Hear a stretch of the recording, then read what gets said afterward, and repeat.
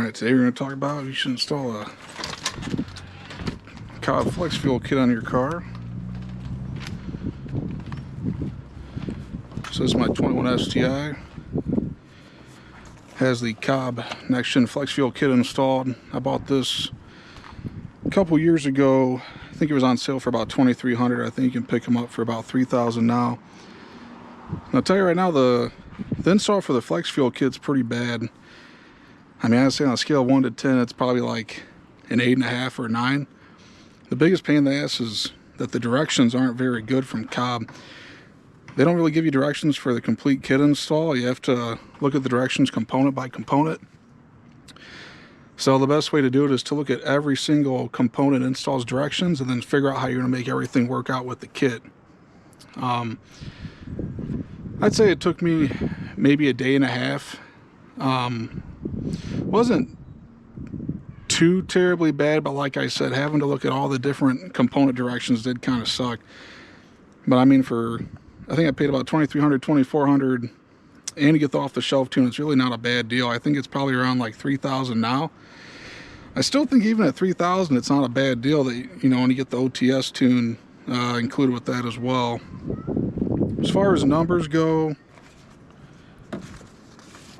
I'll put these on the screen a little bit better, but just installing the next gen flex fuel kit on the STI here, it made 320 horsepower and 370 pound-feet of torque. So that's with the Cobb off-the-shelf tune. So 320 horsepower, 370 torque. And then if you're wondering, well, how much power would I make with a Pro tune? Is it really worth the extra $1,000 to $1,500? With the Pro tune, with everything else stock, like the turbo and the downpipe and the intercooler, the car made 347 horsepower and 385 pound-feet of torque. So probably not, I don't know, not really worth the extra $1,000 or $1,200 it costs to get this thing Pro tune. And I would even say the drivability went down a little bit too. That's one thing I kind of want to note too, is that the drivability with off-the-shelf Cobb tune's pretty good. I mean, the car pretty much drove like stock, but you benefited from the extra horsepower and torque from the ethanol. With the Pro tune, I gained a little bit of horsepower, a little bit of torque, but the drivability of the car went down a little bit. You know, it didn't start so easy in winter, and then just in general, it wasn't as smooth as the Cobb off-the-shelf tune. And a lot of people talk down on the Cobb tunes. They say, you know, they're going to blow your car up and all that, and I don't really believe that. I mean, they're pretty conservative, and they, like I said, they drive really smooth. I've never had an issue running an off-the-shelf tune. I've ran them, I don't know, combined for all my Subarus, probably a couple 100,000 miles, so not really sure what everyone's talking about. Let's see if we keep moving along here through the mods. You can see that this car does have a front mount intercooler, and it also has a 20G turbo upgrade. So after we got those installed and the car Pro tuned again, the car made 401 horsepower and 423 pounds of torque.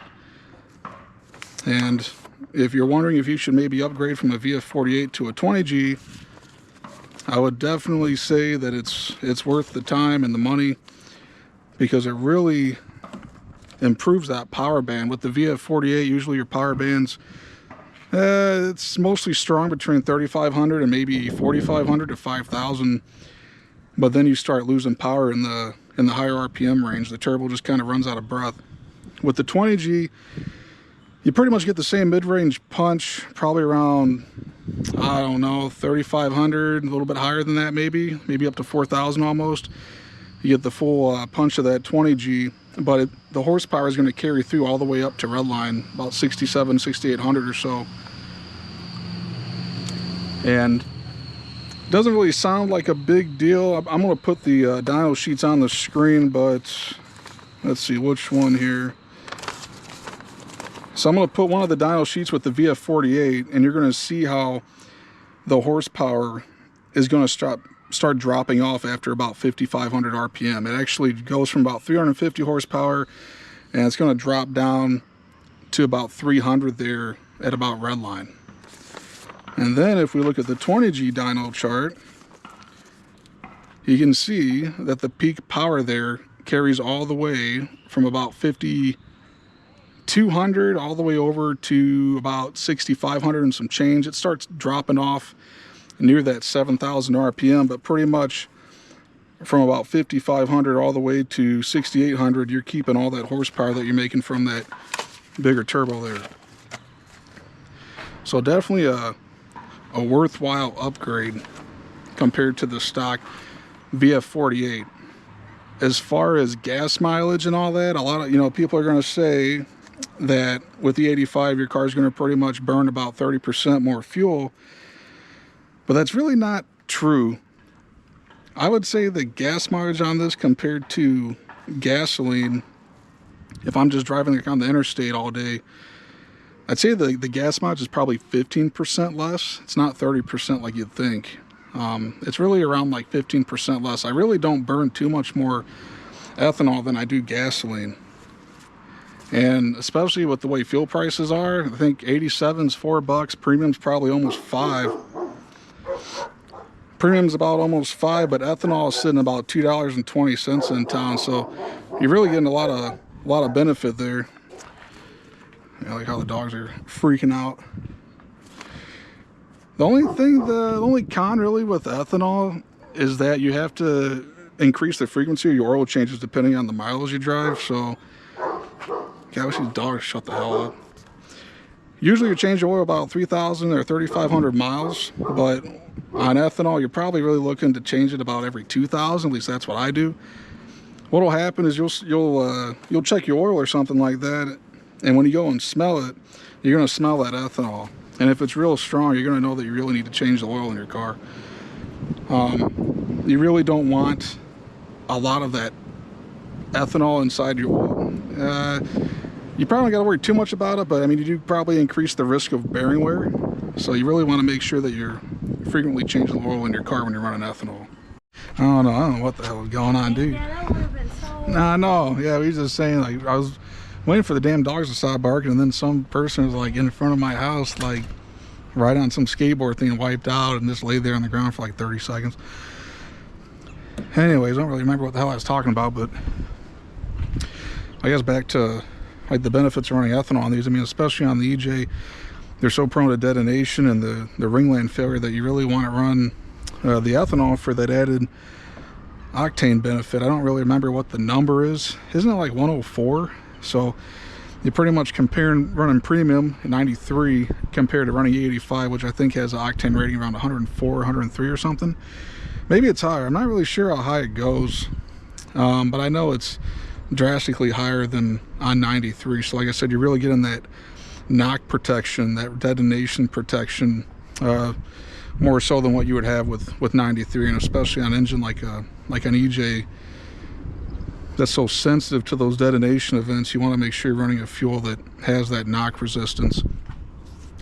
I mean, you can actually tell when you're putting ethanol in. Like if you have 93, if you got like a quarter tank of 93 and you drop in a rested tank of E85, you can feel the difference. Actually, the car has more, when you take it from the stop sign, you can definitely feel that extra torque. The turbo spools up faster from the advanced timing. It just feels a hell of a lot better than just running 93. And I think even today in 2026, there's a lot of people that are scared to convert their car to run on ethanol. But honestly, I mean, I got two cars that run ethanol. This one runs ethanol. My SC300 runs ethanol.